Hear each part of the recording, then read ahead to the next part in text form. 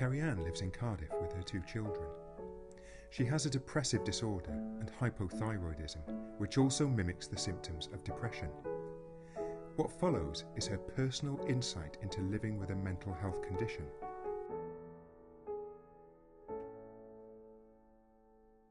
I think people perceive me as a confident, outgoing person, but I'm not that confident, and every day is a different day. So a good day is a good day and a bad day is a bad day, but I don't know when they're coming or when they're going to happen. So it can be quite a roller coaster of a life. So I enjoy the good days and live through the bad days. In effect, I've self-imposed my life on myself because of my impairment. I haven't put myself in a position to be discriminated against. I've taken that out of the equation by choosing short-term contract jobs, so that if I do get ill, I can leave. It's led to, I have very good friends, but I limit what I tell them because of it's such a personal and intimate thing to tell people. And I can remember my mum taking me to the doctors when I was 12 and saying there's something not right, is it puberty? And he just gave me antibiotics for acne. So that'll be it, that'll sort it out. And it was a bit like that, really. I knew I wasn't quite right. And then I ballooned in weight. And, there was all sorts of issues, and I was so tired. And, people say, oh, you're lazy. But looking back, and having spoken to the medical people, quite possible that my thyroid was broken then because of the symptoms I was displaying. But when I went back at 16 to see another doctor, I was given water tablets to help cope with the weight. And it was just never quite, I was never quite the same as other people, even in the thoughts I perceived to them. And I just wanted to be like everybody else, but I just couldn't. I just didn't know how to. And so I can't look back and see a way that it would have been any different at that time. I don't think there were youth groups for depression, and it wasn't really thought about or spoken about. It was probably assumed that, even if it had been a medical depression or symptoms of my illness, children didn't get mental health issues.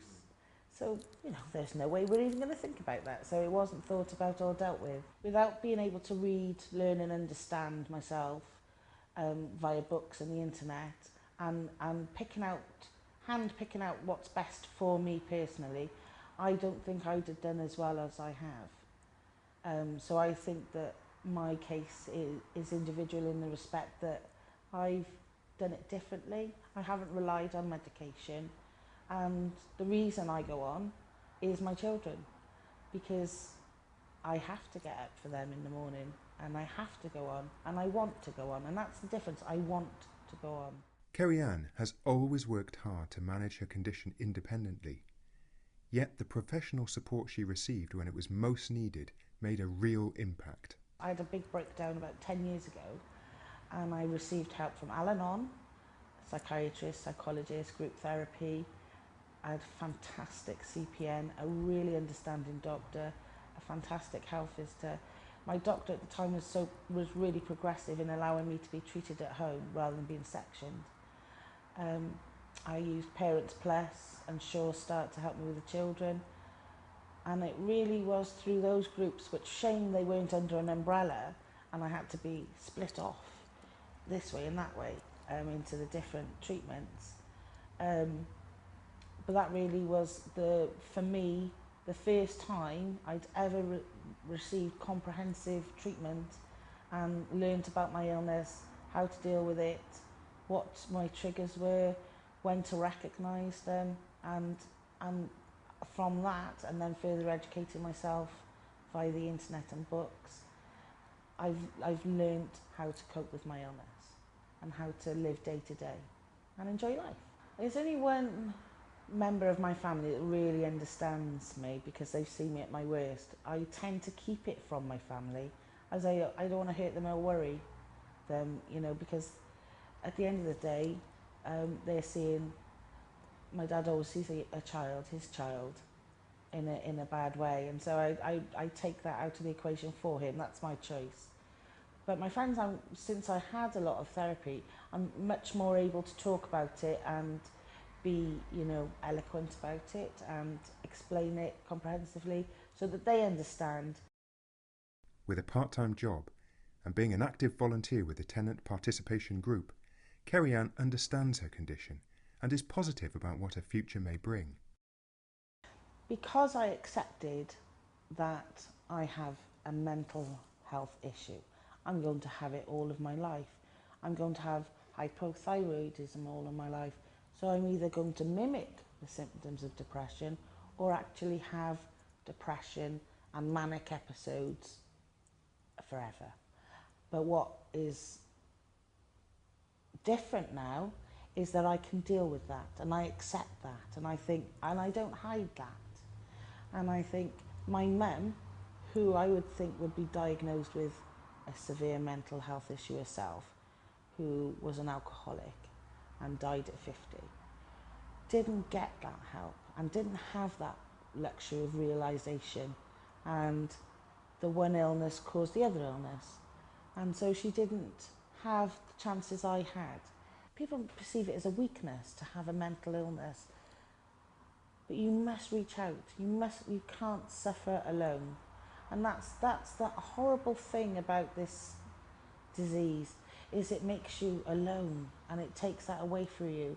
So you must reach out. You must try and find some kind of help, be it an online forum, you know, who will probably point you in a medical direction, because it might take a while before your tablets kick in, or you might have to try a couple of tablets, but they will help. And that will lead you on to other therapies that may solve the original issue, that will calm things down, because when you're in this depressive state, everything seems so huge. And then when you're better, you look back and because you're able to look back and you go, what was I worried about?